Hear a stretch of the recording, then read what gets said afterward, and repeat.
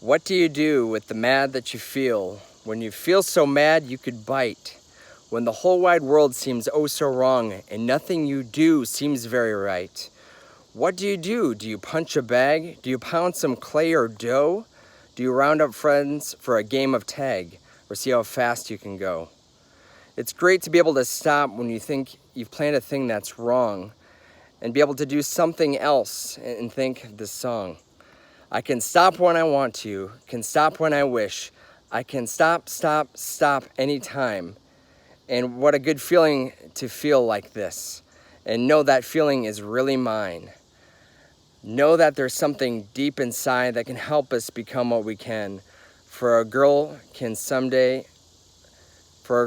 be someday a woman, and a boy can someday a man.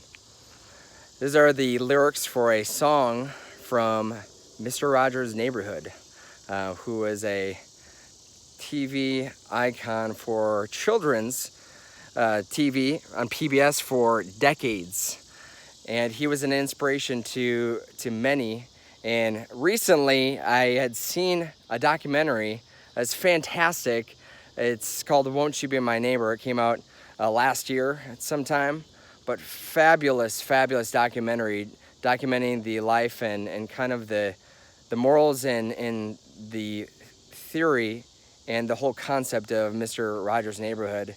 And that song that I just recited, the mad that you feel, what do you do with the mad that you feel? It was something he recited in front of a congressman that was actually going to cut the funding for PBS back in I believe it was in the late 60s, and they said they were just going to cut it all. But Fred Rogers, Mr. Rogers, he shared this, and he said that the inspiration of the song was a boy that they were in a small group, and he shared that very phrase, what do you do with the mad that you feel?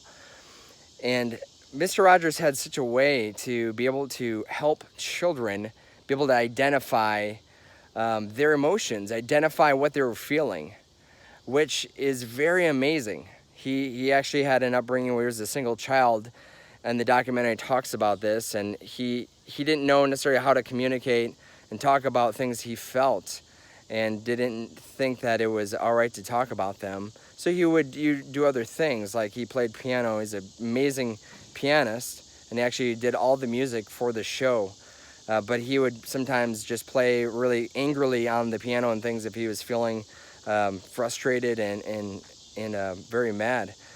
But he had a way about children that he was such a safe place that they were able to confide in him what they were thinking, what they were feeling, and he was able to come down on their level.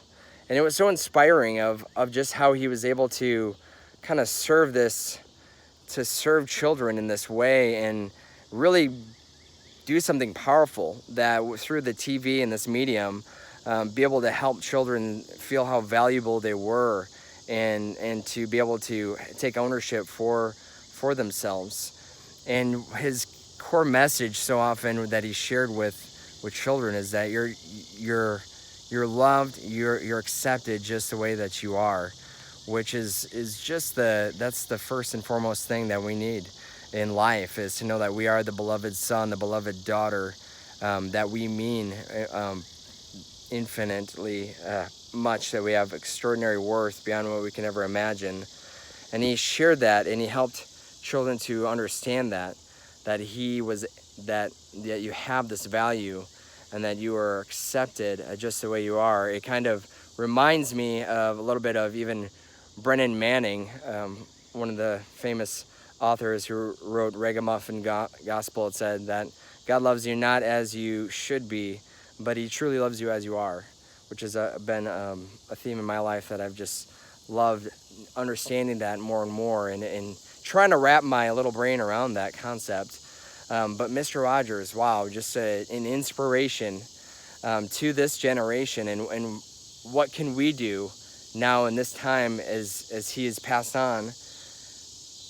How can we follow in footsteps like this man who is able to make such an impact and be able to inspire a generation for thinking well of themselves, having a good and healthy self-concept of self-love and care, and being able to know that emotions, they are mentionable and they are manageable, specifically with anger. And I think a lot of my generation and before as well, we weren't able to do that very well. We didn't have parents necessarily that were connected to their own feelings, their own heart, and understanding these sorts of things. And it was something in my household, I know, specifically where I felt that we weren't able to express feelings, and we had to just put feelings, kind of shove them under the rug, sweep them under the rug, and don't talk about them.